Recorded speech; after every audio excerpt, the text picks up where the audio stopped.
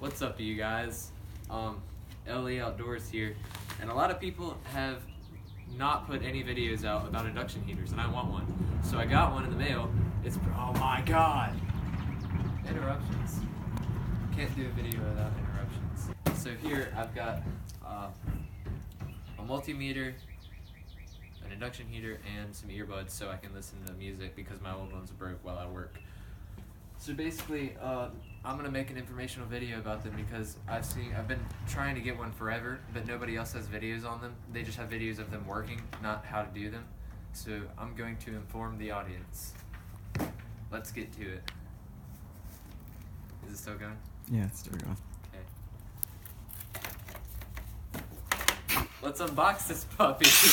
Just kidding. I got a little railroad spike knife that I made a long time ago. It's not terrible. Alright, so before that read 0.7, it was not plugged into the induction heater, and it read 14. This thing runs on 12 to 30 or 40 volts, and this read 14 volts, which means this was putting out 14 volts, but this thing sucks power out so fast that it can't keep up. So, new plan. I'm going to use this little 5-volt kind of thing that plugs into the wall. It's got an output of 5 volts, goes into 110, and I'm going to use this buck converter that you can get on Amazon for like $8 that I found in my garage from a school project, and I'm going to see if this can keep up with it and kick that thing into gear. I doubt it will be able to, but if it won't, it's not a big deal. I'll just buy a power supply, and I guess, you know, that's gonna have to be how it is. But I'm gonna go ahead and fix this up and see if it works.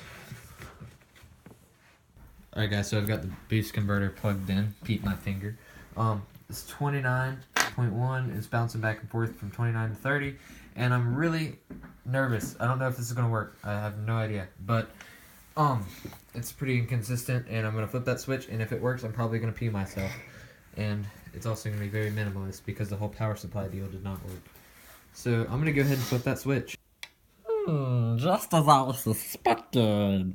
No, but like seriously, there's only 4 volts reading on the multimeter, and it's connected to the prongs on the induction heater, and I'm really almost positive that this little boost converter is not supplying consistently enough for this thing to even come close to 12 volts.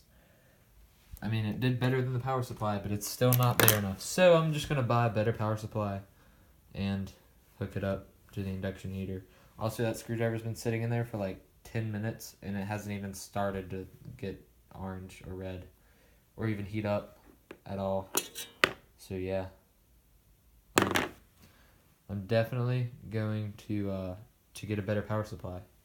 Alright guys, so since none of the other stuff worked, I got the new power supply or a new power supply. This is about $40 on Amazon, and I'm gonna go ahead and flip the switch back up.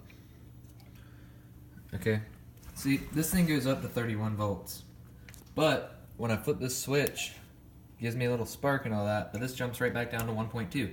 It's doing the same thing everything else was. I'm not sure why, but it is plugged in inside, and I'm gonna take it to a 220 volt outlet in just a second and see if that can keep up. But this is starting to make me mad because I spent $40 on that and $40 on that, and a little bit in between for the other stuff from the last project, or for the last attempt anyways. Like, it's not getting hot. The light's not even on. I'm gonna go plug it into the garage. So all of a sudden, we're out here in the garage on this nice table, and the green light's on, and it's working. It's supposed to be working. The coil's getting hot. I can feel it vibrating. It's at 18 volts right now, and it seems to be pretty steady right there, but I can't turn it up any higher even though it went to 30 earlier. Alright guys, I completely agree with you. This video has been boring as crap, but I got the power supply running in the garage, and I flipped the switch to the induction heater because you always want to wait till the power supply gets all the way up, or gets turned all the way up to the right amount of voltage you need before flipping the switch to an induction heater, because of the fact that if you bring the voltage up with the induction heater connected, the capacitors won't charge correctly, and the fan just turned on.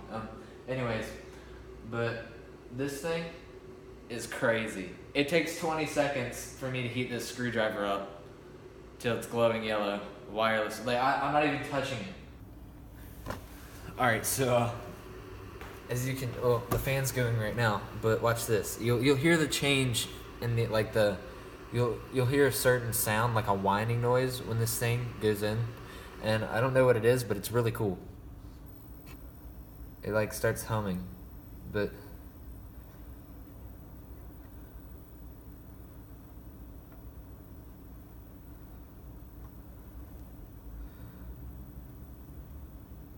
any minute now this thing will get glowing. See, it's already starting to get red.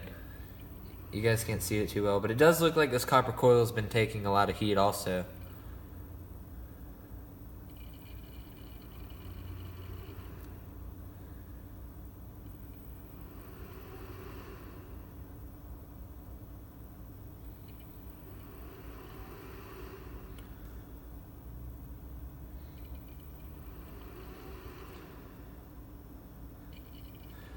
This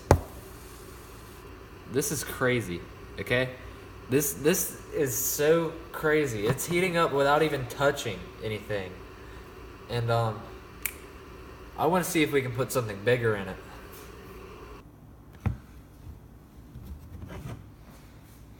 So, you've seen the screwdriver work.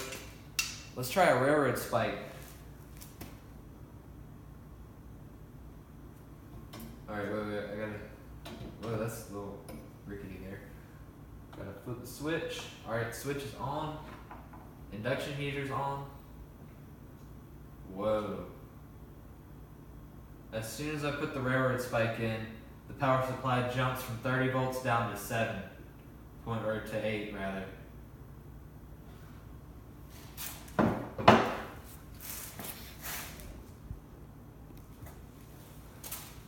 So guys, the railroad spike, it doesn't work. But we're gonna try this little piece of, I don't know what this is. It's like kind of a really long threaded rod that I found at a house that people were building. It jumps down to 15, so this is weird. I don't quite know what's next for the day. I'm just gonna let it sit there until it's glowing, and if it doesn't get glowing in like 10 minutes, then it's proved to be inefficient, and I'm not gonna use it. It's not making the threaded rod glow. However, that is too hot to hold my hand on. And in there, it's too hot to touch. I've already tried it, and I think I burned myself a little bit. Here, I'm going to try to prove it to you guys. I have this bottle of water here, and I'm almost thinking that it might sizzle if it gets dropped on there. But this is probably a bad idea, you know, electronics right there. Yeah, see, that's how hot it's getting. And I did not heat it up with anything else, trust me. That's a promise, because this YouTube channel is supposed to be pretty honest. And it seems like it's getting a little bit color differentiated inside of there. But, I mean, I'll stick it in there for probably 10 more minutes, and if it doesn't heat up by then, it's already proved inefficient. I just want to see if I can do it. And if not, then that means that right there is the problem, and we're going to try to see if we can fix it in a later video.